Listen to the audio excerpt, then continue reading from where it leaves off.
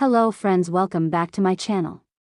We have some breaking and game-changing news coming out of Iowa that could have massive implications not just for the state but for the entire United States as we approach the crucial 2024 presidential election. Today, we're diving into the latest poll numbers and what they might mean for Kamala Harris, Donald Trump, and the overall electoral map. As you know, polls can be unpredictable, but the insights from this particular survey might be the strongest signal yet of an unexpected shift in voter sentiment. Before we get into the details, I need you to do me a favor. If you enjoy content like this and want to stay up to date with all the latest developments, hit the like button and consider subscribing to the channel. Don't forget to turn on your notifications so you don't miss out on future videos that break down the most critical aspects of the upcoming election. Now, let's have a quick conversation about voting. This is more important than ever. We need everyone to get out and cast their ballot. Don't just look at the polls and assume that things are already decided. Polls don't vote, people do. It's our responsibility to actively participate in our democracy. If you've already voted, encourage your friends and family to do the same. The more we spread the message, the stronger our democracy becomes. Alright, let's talk about these latest poll numbers and why they're so significant. This isn't just any poll. It's one of the most respected and historically accurate surveys out there. We're talking about the Des Moines Register/Selzer & Company poll, which has earned an A+ rating for its precision over the years. When this poll speaks, it carries weight. The big numbers out of Iowa. The headline from this latest poll: Kamala Harris leads Donald Trump among likely Iowa voters by a margin of 47% to 44%.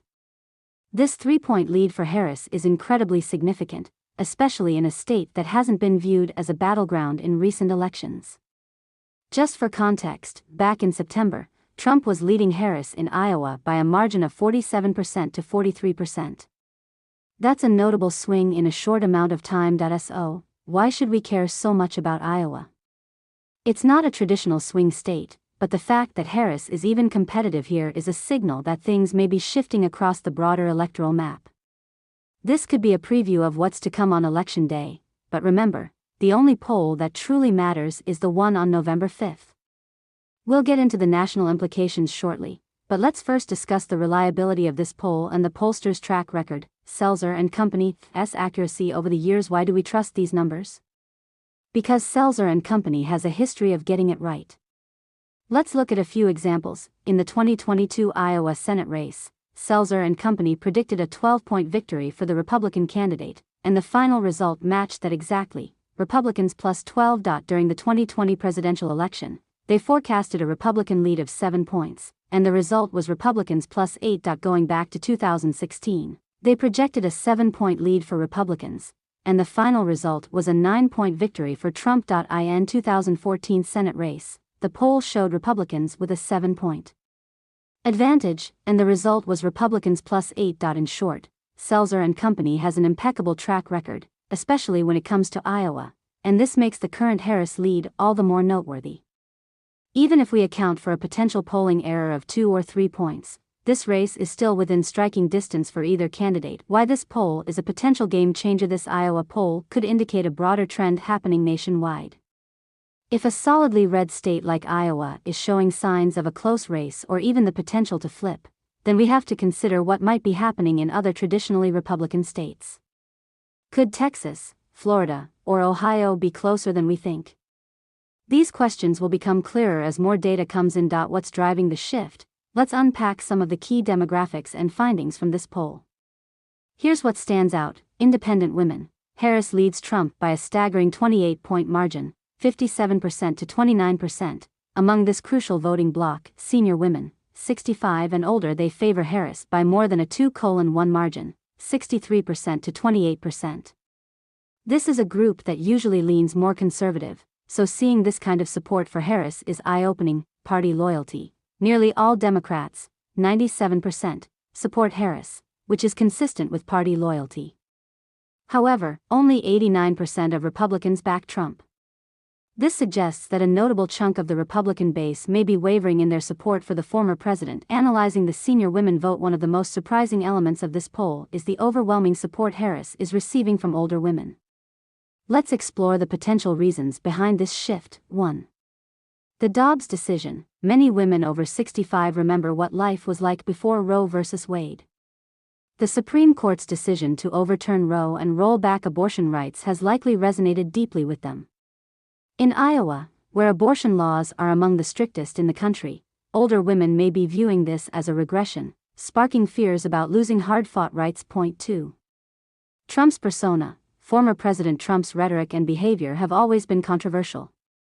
For many older women, his vulgarity and confrontational style are major turnoffs. Imagine this: would you feel comfortable letting your children watch one of his rallies? Trump's tendency to use offensive language and engage in personal attacks has alienated some voters, especially older women who value decorum and civility. These factors, combined with Trump's continued presence in the headlines for various legal battles and controversies, are contributing to his erosion of support among specific voter groups. The power of independent voters often hold the key to winning elections, and Harris's strong numbers among independent women are a significant advantage. If this trend holds, it could make a substantial difference in several swing states, not just Iowa. Let's talk about voting again. I want to reiterate the importance of voting. These polls provide us with a snapshot of current opinions, but they don't mean anything if people don't show up to the polls. Don't assume that just because the numbers look good for your candidate, your vote doesn't matter. Every single vote counts, especially in battleground states. Make a plan to vote. Check your voter registration status, find your polling location, and talk to your friends and family. Voting is contagious. Remember, it's about participating in our democracy. If you've ever posted your "I voted" sticker on social media, you know how powerful that small act can be. It inspires others to do the same. Electoral map implications. Now, let's examine the broader implications of Iowa's shift and how it could reshape the electoral map. Iowa has 6 electoral votes. While that might not sound like a lot, a competitive race there signals a potential national trend.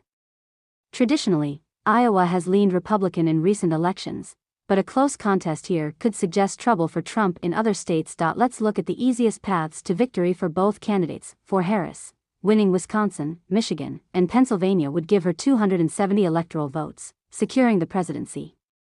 These states are must-wins for her. For Trump, his pathway involves winning Georgia, North Carolina, and Pennsylvania, which would also give him 270 electoral votes. If Harris is competitive in Iowa, it could mean that states like Georgia, North Carolina, and even Texas might be closer than we think. Texas, with its 40 electoral votes, is a behemoth. If it were to turn blue, Harris would have a near insurmountable lead.